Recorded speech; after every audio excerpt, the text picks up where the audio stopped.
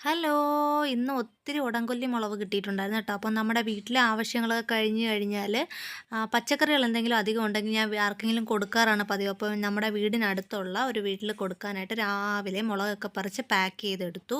നമ്മുടെ തക്കാളി തൈകളൊക്കെ അടുത്ത് വളപ്രയോഗത്തിന് ടൈമായി. അപ്പോൾ അതിന് വേണ്ടിയിട്ട് ഞാൻ ചാണകപ്പൊടി, എല്ലുപൊടി, വേപ്പിൻ പിണ്ണാക്ക് അതെല്ലാം വാങ്ങിയിട്ടാണ് വന്നത്.